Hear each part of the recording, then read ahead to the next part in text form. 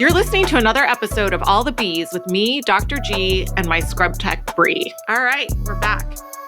So, last episode, Bree, you told us that you had your lips done in Mexico, and I feel like it's relevant. We're going to get to that part of your journey, but Simone Biles just talked about also non-surgical stuff, and she talked about how she had Botox, and that was covered in the Daily Mail, or actually People magazine. Not I don't doing really that know why again. Never doing that again. I feel like someone should quote her on that and then just call her back in 10 years. Because Right? You would 20 be horrified the amount of Botox in my face. right? 27's, I would say, a little on the young side for Botox, unless you work in our world where you're like, why not? Right? Why not? It's preventative. It's fine. Yeah. And so she said she did baby Botox, which is usually what we recommend for people who are, under 35, under 40. You're just trying to soften things so you don't have permanent wrinkles. And it looks like from her images that they just did glabella Botox, so just addressed her 11s and did not adjust her forehead, which there's an old picture of Reese Witherspoon on the red carpet that I used to use in one of my Botox lectures for the residents, where it does, if you just directly do one area and don't really balance the other areas, it looks weird. Like she has this weird flat space in the very center of her forehead, but her eyebrows go up. Oh, yeah. Yes, there it is. Never noticed until you pointed it out. Oh, now yeah. I can't unsee it. It's hard to unsee. It's that one where she's going like this, and you're like, what is happening there? So you can see the very center of her forehead has been Botoxed, and they didn't do anything with the lateral forehead. So it's really just about balancing it. I know people are afraid they'll look fake, and I think the forehead's probably the hardest area to do properly because you don't want to overdo it. If you overdo it, people are not happy. They can't move their forehead. They feel frozen. Their forehead feels heavy. Maybe their eyes feel almost like they're dragging down, or they can't open their eyes properly. So those are all downsides of doing too much. But the alternative, which is when you do nothing, like Simone Biles, like Reese Witherspoon, and you just do the 11s and you go for what looks like a max dose, then you're going to get a weird paralyzed spot in the center of your forehead. She also describes in the People article that one eyebrow would get stuck up, which is like the Spock eyebrow. Yeah. If it's just one eyebrow, usually that is just, you need to go back at 2 weeks, especially if it's your first time. And they can tweak it as, that most injectors, whether you're a plastic surgeon or dermatologist or nurse injector, will let you know that after 2 weeks, everything's fully kicked in. And then if you have one eyebrow that's still up or something is asymmetrical, just go ahead and come back in and they can put a unit or two and fix it. And it is hard when you're doing it for the first time on someone, just to make sure that you're balancing everything right. I don't know. Did you ever have a bad Botox experience, Bree? I personally haven't, and I've been a fan of Botox since I got it. I can't ever imagine not getting it. It really just keeps a happy home life because my kids can't tell if I'm mad or sad. Just kidding. You can't frown. Yeah, I know. I have not. I did have that one time where my eyebrow was raised a little bit, but it was fixed at my touch-up. So right. And I think that's sometimes the hardest area to get exactly right, because you're using pretty small doses. Yeah, I feel like people are really terrified of just looking super frozen, but if you have a good injector, it looks natural. You don't look crazy, you can't move your eyebrows or your eyes or. Yes. And we've all seen that. And it's just whenever somebody does that, it makes the rounds of the internet and then everyone's scared again. But so many people have Botox and just basically complain that it wears off too fast, or they're not completely frozen. But those people aren't crying to People magazine. Yeah, my favorite new Botox is Masseter Botox, getting it done in my masseters. And I also grind my jaw a lot. Yeah. So your masseter muscles are muscles on the side of your face. It comes up a lot. The original indication for Masseter Botox, in addition to helping with jaw clenching, was to slim the face. And it became pretty popular in South Korea. So they would Botox the masseter muscles. And as the muscle got less strong, it would create a kind of a slimming to the lower third of your face. And then you mentioned the other popular reason, which is that if you clench your jaw or grind your teeth at night, because it's decreasing the amount of power those muscles can, forcefully pull down on your jaw and clench your jaw, then it reduces that tension, can lead to reduction in tension headaches, all of those things. So yeah, we do quite a bit of that too for our patients as well, Masseter Botox. Yeah, that's become super popular. Mm-hmm. And I have patients that are like, this is a game changer because they already have the trays. They've had dental work done due to the amount of teeth grinding they have. And this is the one thing that kind of takes it out. Yeah. The other thing that's been circulating around on the internet is, creating a lifted jawline or snatched jawline. We're not inhibiting muscles that pull down. I don't know. It's very controversial. I think a lot of times that's overrated. It's not lifting anything. It's just inhibiting a muscle that might be pulling down. So you just can't do that, but it's not going to lift it more than it already is, if that makes sense. But, we're always looking for new ways Botox can help. I'll try anything. Nothing wrong with that. I'm always the first to volunteer. Yeah, you are. So let's talk about our other article from the Daily Mail, which I almost feel bad about, but not really. It has to do with Tom Cruise. And not too bad. I mean, he has a movie coming out or he's filming a movie. I don't know. I can't keep track of all his Mission Impossible 12 or whatever he's on. I know. Then he showed up at the Olympics. And so he's back in the spotlight and he's 61 or 62. And there's a picture of him with no body fat, but kind of some loose skin. For 61, he looks great. Yeah, he does look good. No disputing that. I don't know. The sagging skin can be due to a lot of things. And we're going to talk about some of that when we talk about your surgery journey today. Yes. But yeah. They did say it was due to the liposuction. So it's like. Yeah. So that is what people are like positing, that it was due to liposuction. I feel like somebody like Tom Cruise is probably not doing liposuction and then having loose skin and not addressing that. And there are things you can do to address that. So you can have excisional surgery. You can use a skin tightening adjunct like Renuvion or BodyTite to try and tighten the subcutaneous tissue.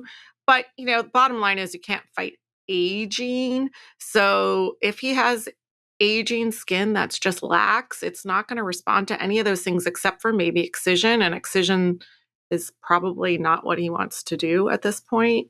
And looking at his abdomen, I don't know what you'd have to do like a reverse tummy tuck to get some of that laxity out. It's just, life is rough. And there are so many things that are like available to do skin tightening.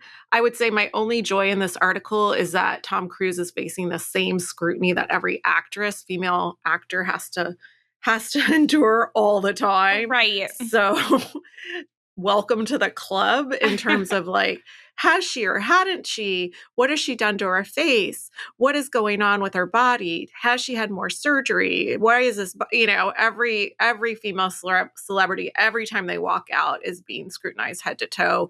And I think that this just shows you, the guys can have at it too. You're not immune. Yeah. Like my older patients say, it's better than the alternative. It's true. But yeah, I mean, he just has, in these comparison photos from his original Top Gun to now, he just has tight, tan skin that he didn't have. And maybe he had liposuction and that led to some laxity, or just maybe it's just aging skin. He's 60. He's not 25. Yeah, they did mention, and I can relate to this, is when you take out a certain amount of fat, your body, when you do it naturally over time, your skin can like tighten up with your body.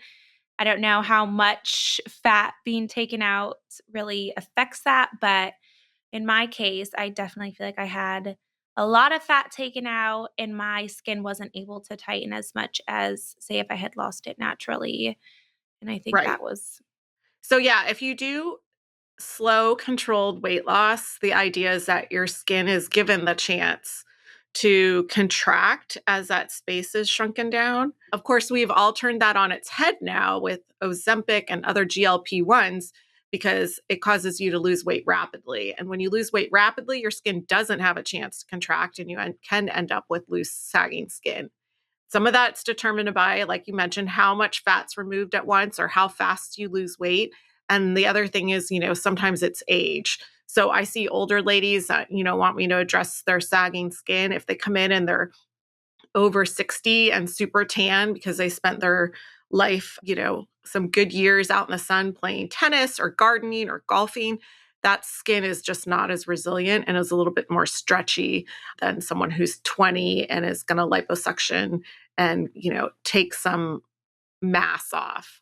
And you've heard me 1,000 times, but liposuction is not a weight loss procedure. It's just removing, ideally localized areas of fat, but it's not creating, movement on the scale per se. So moving on. Okay. So I think we alluded to like I said, your plastic surgery journey. When we first met, you were working as a scrub tech for an OR that I used to operate out of, and you were new. Yes. And you had showed up one day for work looking insane. Oh. I can't. Now, to be fair, I asked what had happened to your face, but your lips were massive, like comical, like Goldie Hawn, First Wives Club, next level. So crazy. Like rock solid. And your response was? I went to Mexico to get filler. Yeah. I was aghast. I was like, why would you do that? Now, I didn't realize that the office that we were both, you were working out of, I was operating out of, didn't do filler. Because to me, I was like, well, why wouldn't you just get it done at this place? But that office didn't offer filler at the time. So you went with a bunch of friends, right, to go down to Mexico and do it with the whole what could possibly go wrong attitude. So I have a lot of girlfriends that go down there. We found a really reputable place. I believe at the time we looked it up and they were like certified surgeons. So I was like, what could go wrong? And I think that's a huge difference here and then down in Mexico is they really just give you whatever you want. They don't tell you, like I've had you do my lips and you're like, you need to stop. I'm not doing anymore. And I think that's the big thing is you're just like, oh, just shove a whole syringe in my lips. It'll be fine. And like, okay, whatever. Like, I'll just take your money and that's fine. And yep, so that's what I did. And they were so big. They were so swollen. They were rock solid. I think I ended up having an allergic reaction too. And it had like blistered or it was too superficially put in. There was just so many like things that were not okay. And then I walk in and she's like, your face. I'm like, yeah, learned my lesson. So I can't remember if you knew what product they put in or. So they do show it to you. And I was pretty sure it was Juvederm.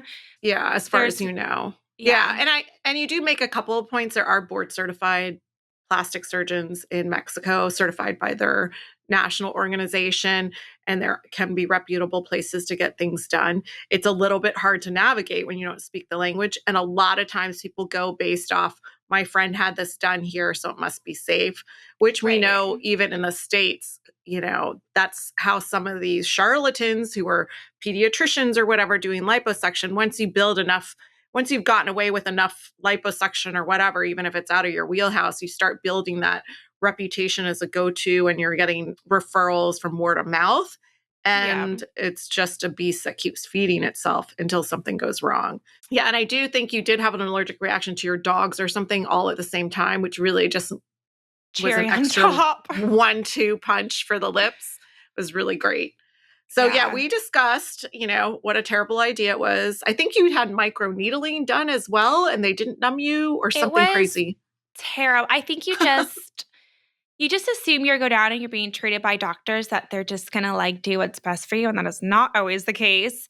But I had microneedling done and they don't numb you and they just inject. She had to have been, I don't even think she was certified in anything. And I obviously wasn't like, hey, where are your credentials? And it was hands down the most I have done a lot of surgery. It was so painful. I mean, they just jammed with like no regards, I'm sure, to any sort of vessels or facial nerves. They just jammed this needle in your face and like over and over. And I think there was one point where I was like, I can't do anymore. And she's like, yes, painful, because they don't speak English. They're like, Right. pain, yes. And I'm like, no, it was never, I would never do that again. That was I the think worst. from what you were saying was maybe it was PRP injections. Yeah. But there But was yeah, no, it was just like a stabbing yeah, all over the face. There was no thought given to any of it. yeah. It's just truly unfortunate. And then, I mean, with PRP, so also known as a vampire facial, it's often done with microneedling. But did they draw your blood for that? Or were Yes. okay? Yes. Like, or did they use someone else's? I'm just kidding. Yes. So they draw your blood and spin it down, and then they take the platelet-rich plasma, which is what PRP stands for, and you can either kind of smear it on your face and microneedle it in, which is a kind way to do it, or inject it into the dermis, which is what they sounded like they did to you. Neither are really great proven to do a lot. I mean, it's nice, but certainly you're at a higher risk if they're injecting and you can't verify their sterility or what their standards are. How are they spinning it down? Like all of that. And there Right. was a huge lawsuit of course, it was in Arizona at a strip mall, like an unregulated med spa that was reusing needles. And they had a patient with HIV, and then they managed to expose quite a few patients to HIV because their sterility and certification and reusing needles and God knows what else was going on exposed all these patients. So a lot of times I just say you get what you pay for. People are like, "Oh, it's so expensive." Yeah, it's expensive because we have standards, we have regulations, I have inspections. We have the esthetician board come in and inspect us because I'm an esthetician in our office. We are Quad A certified, so we have that governing body make sure that our standards are met for the OR. I have credentials at a hospital in the things that I'm doing in my office OR, which is a lot of times when you see people practicing outside their scope, they don't have credentials because if you're an OBGYN or a pediatrician, no one's going to credential you in liposuction at Scripps Memorial or Mercy Hospital or whatever your local hospital is. So you're just operating without a safety net. And there's a lot of leeway with the medical board, honestly, until things go south. And it's not So, a really like I had just started working there, so I wasn't too familiar in like a healthcare or clinic setting. And it's things you do not think about like until you actually start working in the specific industry. And then you're like, oh my God, I can't believe I did that. right, I know. And you were still working as an EMT there Yeah. back then. You were working shifts as an EMT. Those stories were legit. Like you could tell us, she would entertain me with the stories from like her weekend shifts or whatever. And Yeah. you knew that side of medicine, Right. but You don't take it into consideration in something else. Like my first surgery, now that I know, I would definitely look into surgeons' credentials. I would look at their office, their staff, I'm sure there's actually a lot of other things I would look into. But yeah, my first surgery, I had a breast aug, and I just went by word of mouth from my girlfriends who had got hers done because you paid like $5,000 cash. And I mean, come to find out, like, he wasn't even a board certified surgeon. There was just a lot of like red flags that I would not have thought about unless I knew. So yeah, you really have to do your research because, I've had a couple girlfriends go to that same place and had really horrific stories. And it's a shame, because you're getting cheaper surgery, you're paying a cash price. You're like, yeah, what could go wrong? It's in the States, it's fine. right. But So that's the other thing is in the United States, again, you have to verify people's credentials. And, those that are not credentialed in plastic surgery, for example, will say that they're board certified, period. they're So certified in something. they're board certified in something. And this just came up in Ohio, actually, but where someone is promoting themselves as a plastic surgeon, but she's not, and she's saying she's triple boarded. She's not board certified in plastic surgery. She's board certified in general surgery. She's board certified in trauma critical care. And she does not have any training in plastic surgery aside from shadowing an ENT person who is also not board certified in plastic surgery. So in the state of California, you cannot claim to be board certified unless you state what your board certification is. And so the California Society of Plastic Surgeons, along with the California Medical Association, has managed to enforce that so that if somebody is saying that they're a board certified surgeon, they're saying they're board, they have to tell you in what. Because it's a sneaky tactic that happens in other states and was happening in California.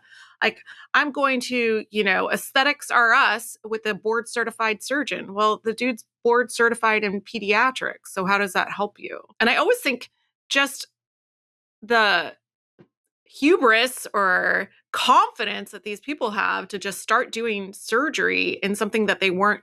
First of all, if you weren't a surgeon, if you're an ER doctor, you're a pediatrician, like you have no business doing surgery, full stop. If you did general surgery, like the person who did your breast augmentation, you still have no business doing plastic surgery. However, at least you know your way around the OR before you even start doing stuff. But that is like me saying, you know what? I'm just going to open up this book and spend a weekend learning EKGs. And now I'm going to be a cardiologist. Like, what? Why would I, that doesn't even make any sense. I'm going to just know everything there is to know about EKGs and then I'm going to advertise as a cardiologist. It's nope. Fine. No, it doesn't add up, but it happens all the time, which is why you have to do your research. So you had your original breast augmentation with this guy who remained unnamed, but practices locally. And then do you want to tell us what size implants you had, or do you get a choice in that? Or Sure. So I definitely did get a choice. I'm going to backtrack really quickly to what you said earlier. Being a plastic surgeon, so when I went in there, I breastfed 2 children. I went from an A to a quadruple D. I had so much, once I was done breastfeeding, I had so much extra space. It was just like tissue. It was super unfortunate. But when I went in there, I was like, I would think I need a lift. And anybody that I feel like would have been certified in plastic surgery would have been like, oh, yeah, of course. You need one to achieve what you want. You need one. And he was like, oh, no, you don't need the one. And he maybe looked at my boobs for 2 seconds. Yeah, you're fine. And I'm like, I don't think I am. And I'm not sure if that comes from a place where maybe he doesn't do them a lot or he's not confident, but I feel I don't think he does them, right? Yeah. You just get an aug. I think it must have just been an aug, but any actual plastic surgeon would have looked at my boobs and be like, oh, you need a lift to get what you want. But yeah, back to the implants. I did spend quite a bit of time. He had with his MA who went over implant sizes. And like I said, these are things I wouldn't have thought about, except for now that I'm working in an office. That might have been a red flag that he didn't ever really go over sizing with me. I have Natrel implants. I believe they're 535s. Sedation-wise, they said if I went over 600s, I would have to go under general, which I thought I was doing in the first place. Ugh. And then I guess it was just, I know, but at my age, 20-something pain, it's whatever, I just want a breast aug. I guess it was twilight sedation. And then there was oh, well, we have to charge you more. It was a whole thing. Don't get me started. But yeah, so they're 535s. I really love them. I did unfortunately have to go back and get my lift, but right. So eventually you had a lift. Yes. And that was with the board certified plastic surgeon that you were working for when we met, right? Yes. And he took care of that. Yeah. And he left your implant same size. Is that right? Yes. Okay. I haven't touched my implant since. Okay. Yeah, I don't know what that is about sedation and non-sedation. Was there an anesthesia provider there if you needed to convert? I think it was a CRNA. So yeah, I was a little nervous after that because having children, I've always been even my epidurals lasted 2 hours. It was a whole mess. I am hard to numb, so I was super nervous about going under twilight sedation. And she was like, it's fine, it's fine. It did end up being fine, but I think I would have liked to probably know that more than the day before my surgery. Right. Or you have to pay another $1,000 cash. So I'm like, okay. But Yeah. So the advertised price is like contingent on you picking a certain implant, getting anesthesia, like all of those correct things. anesthesia. I don't do breast augmentation under sedation. I just don't think there's a reason to. General anesthesia is safe and effective. If you're going to do IV conscious sedation, again, this is where some people on the fringes get into trouble. They try to cut costs by not having an anesthesiologist or someone monitoring the anesthesia that's qualified. And so they're directing a nurse to do the sedation while they're doing the procedure. And that you can get into trouble that way. Terrifying. Because now you're managing two different things. And if there is an issue with anesthesia, are you going to stop operating so you can figure that out? Or are you going to rely on your anesthesiologist? So unfortunately, there's multiple examples of that going sideways as well. So then, okay, so you had your augmentation. Then Yes. you started talking to me about doing a BBL when we were operating together, which is a Brazilian butt lift. And you had found a guy. Yes. Names will not be names, but I found somebody here locally that did him awake. And I started talking to Dr. G about it. And she was like, wait, what? And he ends up not even being close to a plastic surgeon. And he was an ER doctor. He was an ER doctor, not even somehow, I guess, offices can do local, like at a certain cap, I believe. Is that correct? I mean, I feel like if you're going to be practicing outside your scope, then the general rules don't apply to you at all. But you should not be practicing general anesthesia, right, without having a transfer agreement. There's some standards. I mean, you can practice general anesthesia and just not have a certified OR. But one way people get around it is quote unquote doing everything under local. And so they're doing fat transfer under local, which is doable. But I feel like he was an ER doctor. I'm not sure what his fat transfer method was. I do know he had videos on his website that showed like a complete ignorance of sterility. Yeah. His ponytail hanging out of his scrub hat was so good. Yeah. Yeah. That's not how it works. And it was surprisingly not cheap. Yeah, we just let our tresses fall while we're operating, right? Right. Like, I'm just hair out in the OR because it looks better. Yeah. It was more, I think it was almost more expensive than what I was charged after the fact doing out Solteros for it being awake. And he did less areas because there was a cap on how many areas I could do awake and how much he could take out while I was awake. So. Oh, right. That's what I was going to say. Technically, under local, you're not supposed to do more than 500 cc's, which I guarantee those people aren't doing if you're not certified to a certain level. So that's Quad A certification level A. If you want to go up from there and get higher certification, then you can do more volume. But I'm telling you, these guys aren't certified at all. So it just doesn't matter, right? Like their facility isn't certified. So because I know general, you say about 5 liters is the 5 max. liters is this max you should take out at one time without in overnight one patient. Stays. Mm-hmm. Without just monitoring, basically, for fluid status. So, and 5 liters, honestly, is a lot of liposuction. So probably not going to want to do that as an outpatient anyway. You should probably be staging it at that point.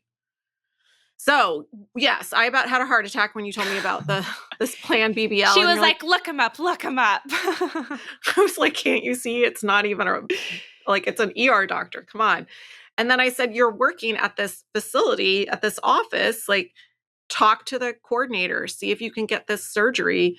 You're an employee here, have this done. And if not, I'll do it. But you should be able to cut a deal because you work for this person now. And so you ended up talking to him and talking to his coordinator and working something out. Tell me about why did you want a BBL? I just wanted my butt as big as possible. I had a very flat, it was flat. It wasn't too flat, but I just didn't love it. I wanted my hip dips filled in. I just kind of wanted more of that like actual hourglass shape. There's something like you just feel super like extra feminine. Like I just really wanted it. And I know you're not supposed to do this, but I was like, my girlfriend got one done and she was like, I didn't have enough fat, so I have to go back and get it done a second time.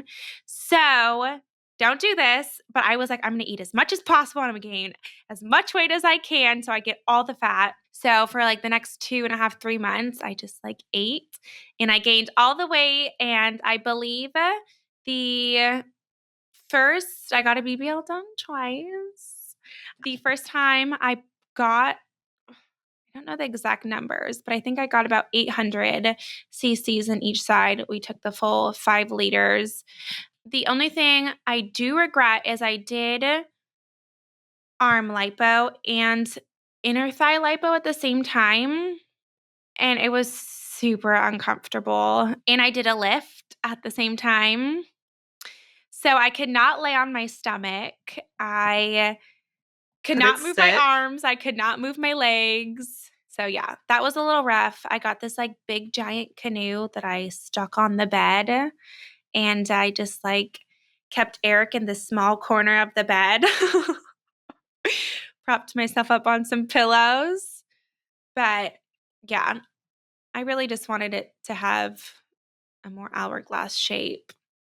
Right. And you do accomplish that with this surgery, even if it's small, because you got to steal the fat from somewhere. So by taking it usually from the waist or the lower back, you already start enhancing that feminine curve you're talking about. And then if you add it to either increase increased projection, or fill out laterally where the hip dips might be, you are really enhancing the shape in 2 dimensions, right? You're making the butt a little bit bigger, more rounder, perkier, but you're also tightening up the waist. And so it adds to that feminine effect. What about, so that's funny. I hate doing arms and legs at the same time. And you really have to be, it has to be special circumstances, because taking out all 4 extremities like that with surgery is really just hard. But generally, you can do breast and arms together. You can do tummy and legs, but arms and legs at the same time, you just cannot get around because your legs are out of commission, and then you can't help yourself get around because your arms are also sore and recovering from surgery. So adding arm lipo onto things is doable. It just sometimes you have to, decide what's a reasonable amount of surgery. In your case, you might have needed it just to get the fat that you could get. So tell me. Well, that was the unfortunate thing, because I had you redo my arms because we only ended up taking out about 50 cc's from my arms. And I feel like I gained so much weight in my arms when I was actively trying to gain weight. So then I came back and I begged Dr. Gallus to do my arms. So I do like doing arms, and I do them a little bit different from the office you worked at. And I go all the way around like a 360, make sure that we're sculpting the shoulder, the tricep, and the bicep. And sometimes, surgeons are just like, yeah, it's I didn't fine. realize that not a lot of people like to do they only like to do the posterior part of your arm. And I didn't know that. I don't know. I feel like when you're doing it all the way around, you're sculpting the arm one, and then that additional liposuction all the way around helps tighten the skin as well. So so we did your arms to kind of complete that. But that and my little chicken nuggies. Oh yes, such a popular area. It's a game changer. I'm serious. Yeah, so the little axillary fat pad that sits right at your underarm crease that drives everyone crazy when you're in a sports bra or a bikini or a strapless dress is really amenable to just a little bit of liposuction, which can easily be done under local. So let's go back to gaining weight for a fat transfer. I mean, it's not a great idea for a lot of reasons, but it was recommended early on. There's a couple reasons you shouldn't do it. One of them is if you lose weight afterwards, like what was the point, right? You only have a limited number of fat cells. So as you gain weight, you don't make more fat cells. Your fat cells that you have get bigger. As you lose weight, the fat cells that you have get smaller. So if I take fat from, let's say, your arms or your waist and put it in your booty, and then you lose weight, you're going to lose weight everywhere, but the fat cells in your booty are going to get smaller too. So then your butt shrinks, right? When you go to lose the weight that you gained for the surgery. So yeah, that can be rough, and it can backfire. I had a partner who was doing a reconstructive case and needed fat for a transfer. It was a male patient, and he asked him to gain weight. and the guy gained weight, but in true male fashion, he gained weight intra-abdominally. So not there was Perfect. nothing more to liposuction, and then he just needed to lose the weight. It was I was like, that was a terrible idea. Don't have people do that. And then I did end up going to lose weight, and then that's what prompted BBL number 2. So where did they get the fat from that? Because I did not do that procedure. You were still working at the other office. I was still at Soltero's, so he does an absolutely amazing job.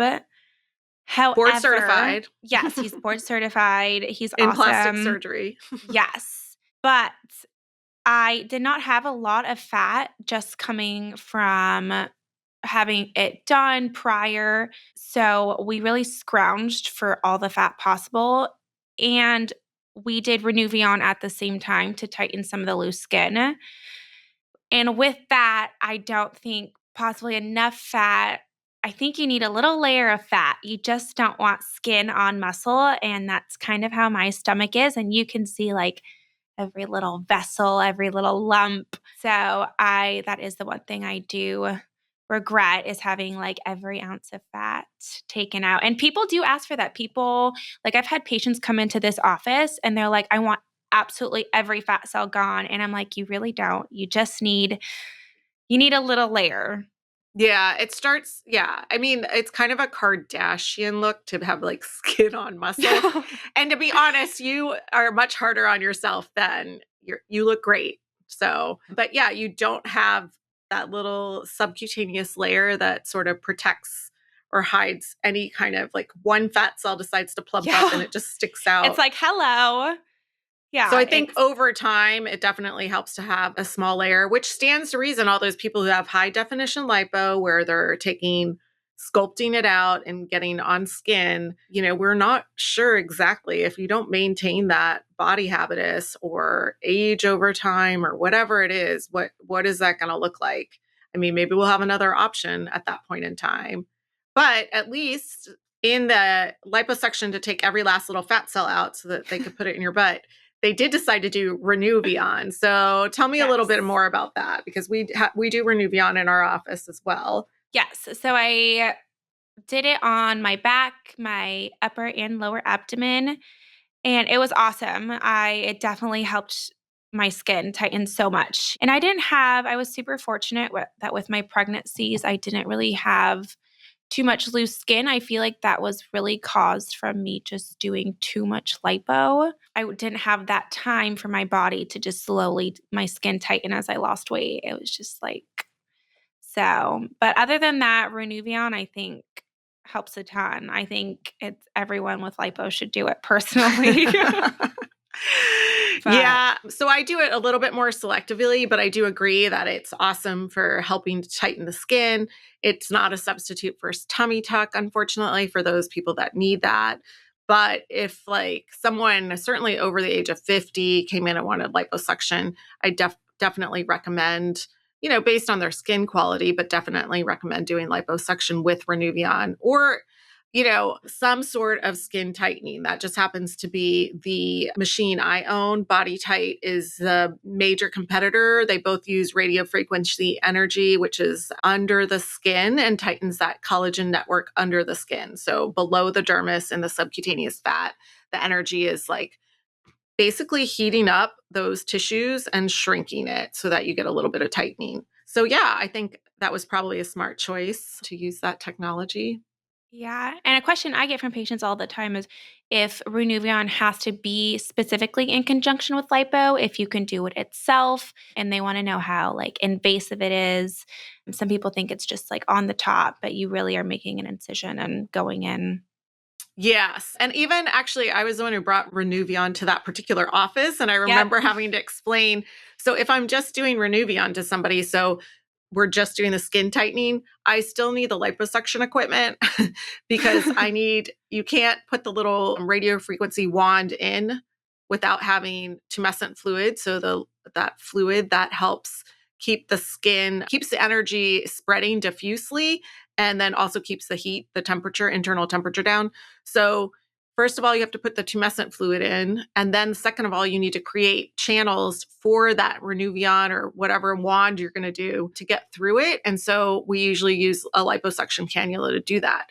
So I'm doing liposuction, but not under suction. So I'm moving the cannula back and forth to create space and then putting the Renuvion device, which is like a small wand, and tracking in those spaces to heat up the surrounding tissue. So, and then afterwards, I'll often use the suction device to suction out the helium gas that comes with the Renuvion and try to get a little of the fluid out. But you're definitely more swollen than when you started if I'm not doing it in conjunction with liposuction, which can be tough.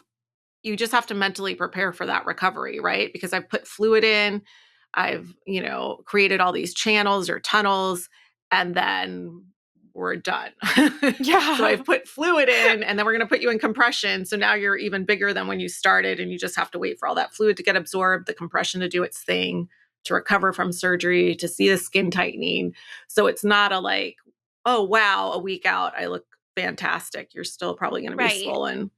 Yeah, I definitely was so much more swollen with Renuvion than when I did just lipo. Yeah. And so, maybe at 6 weeks, you look fantastic and things are pretty tight. And then there is a little relaxation and then you get more tightening as the collagen builds. So that takes, 3 to 6 months. But often I have my patients that are asking for that are trying to get away without doing excisional surgery. And it is not a substitute for, if you have hanging upper arm skin, it's not a miracle worker. It will tighten someone who has toned arms, youthful skin. It's really going to help with that.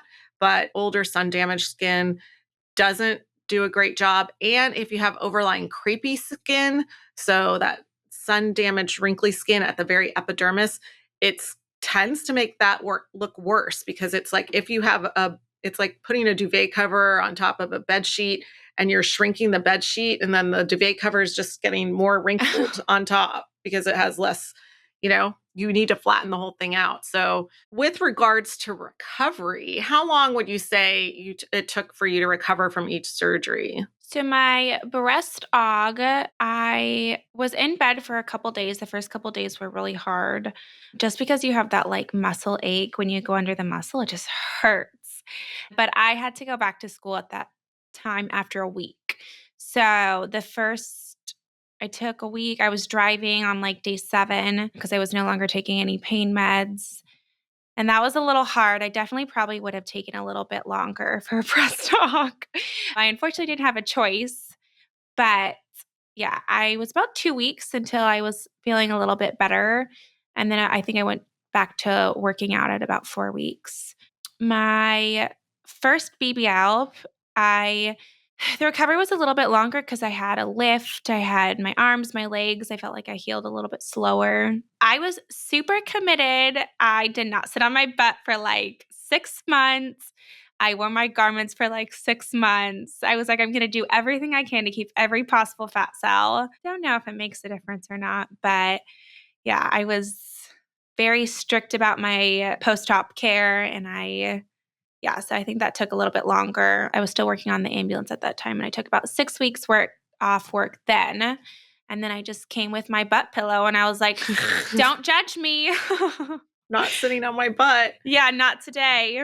And then my second BBL, I don't know if it's because I had lipo prior, but my recovery was so much quicker. I felt like it was a couple weeks. I didn't feel as bad. Did you take a week off or 2 weeks? I took a week off. Yeah. And then did you take any time off for the arm lipo? Because I feel like you came over and did it and then went back to work, essentially. The arm lipo I took time off, but on day 3, I was feeling better. I don't know if it's because I did it awake, but that was a little bit easier recovery for sure. I just stayed in my compression garment with my arms, and that was about it. They leaked for about the first day or 2. And then after that, I just kind of chilled. I remember like one of the kids had come in the house and I like had my arms all bandaged up and I was like kind of like leaking some blood and I come in and like they walk in and they're like, "Oh my God, what happened to you?" And I was like, "Oh, don't worry about it." They were like, terrified. We always tell our patients that after liposuction, if you lay down in your bed, put some towels down or Chuck's pads or, puppy pads or something, because you will leak fluid. We don't get it every last little bit out, and the fluid will be blood tinged. And so I tell patients it's going to look like a crime scene like the first day or two. So don't be alarmed. That's expected. Yeah. All right. Trying to think about what other surgeries I've had. Those are all the surgeries, right? You still have your appendix. Yes, for now. Non-surgical things. What do we do regularly here in this office? Botox. Fillers. Mm-hmm. Laser. We do laser and chemical peels all the time.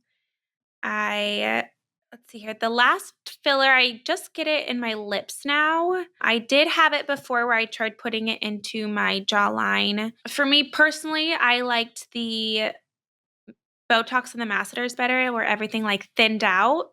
Yeah, because you end up adding volume when you do. I mean, jawline filler was like super popular, but it looks good from like the side angle, and then you turn forward and then you're like. Wasn't personally for my face shape. And then I have a little bit of filler in my smile lines, which probably needs to be redone. I did one time try filler in my nose. Yes, I've done everything non-surgical to try and make it thinner. And I think it looked really good, but it's no replacement for a rhinoplasty. Correct. You're correct there. So unfortunately, I feel like the question we were going to ask is what's on your wish list for surgery, which leads us right up to that, right? Yes. So Dr. Gals doesn't do rhinoplasties, so I could not force her to do my nose. But we have. I mean, I could take a weekend course and decide that I was willing to do it. Yeah, YouTube it. What could go wrong? Yeah, we have an awesome new ENT facial surgeon, Dr. Chow. She just joined our practice, so she loves rhinoplasty. Yes, she does so many rhinoplasties. So I have already put my name into the line for. For a rhinoplasty. Yeah, and I think we can probably do a whole podcast where we talk about that. Like, a whole rhinoplasty, how do you decide? I can't answer any of those questions, so we probably need to bring Dr. Chow in so that it's been a hot minute since I've had to do one. Yes. Very nice. I can document my whole journey. Yeah. So, do you have anything on your wish list for surgery? I mean, there's always things on the radar. It's hard because I don't have anybody to operate on me unless it's facial plastic. So now that Dr. Chow's here, there are probably some things I wouldn't mind doing. I've always wanted to do Renuvion to the abdomen because I have just a little bit of skin laxity. Tummy tuck would probably be overkill, but there's really no way to address that. There's no way to address it without, some skin tightening.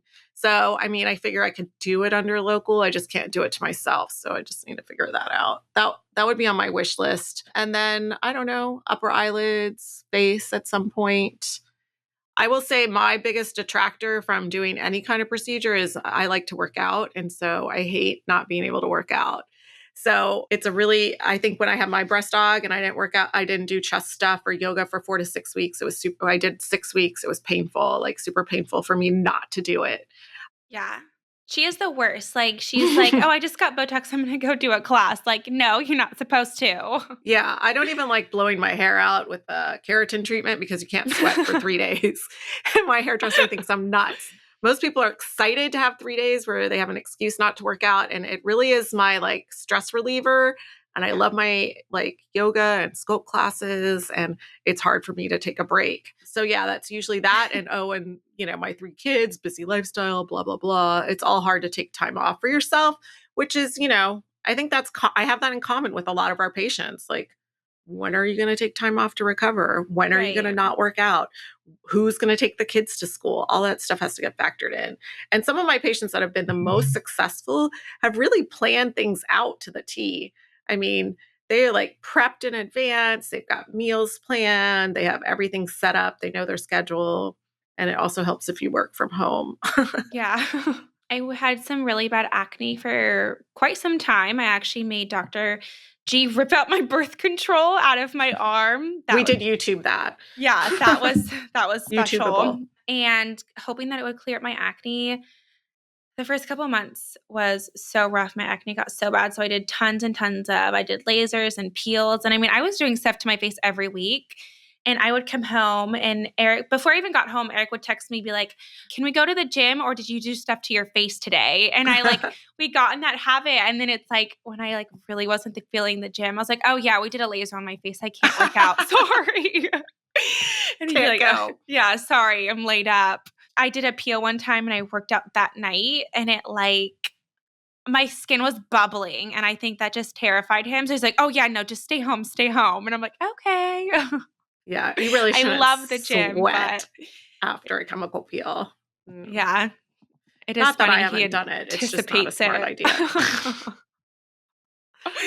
He's like, have you messed with your face today? I'm like, not today. Not today. We can go to the gym. Yes. Awesome. Well, thank you so much, Bree, for sharing your surgical journey with all of us. I feel like there were so many little things to address and cover and educate about. It's really helpful. Yeah. I feel like I could need a whole day to talk about all my surgeries. That's why we have the podcast. And we're all looking forward to the rhinoplasty that I don't think you actually need, but it's fine. It's gonna happen. If you're listening today and have questions, need info about scheduling, financing, reviews, or photos, check out the show notes for links. Restore SD Plastic Surgery is located in La Jolla, California. To learn more about us, go to restoresdplasticsurgery.com or follow us on Instagram at restoresdplasticsurgery. If you enjoyed this episode, please share it and subscribe to All the Bees on YouTube, Apple Podcasts, Spotify, or wherever you like to listen to podcasts.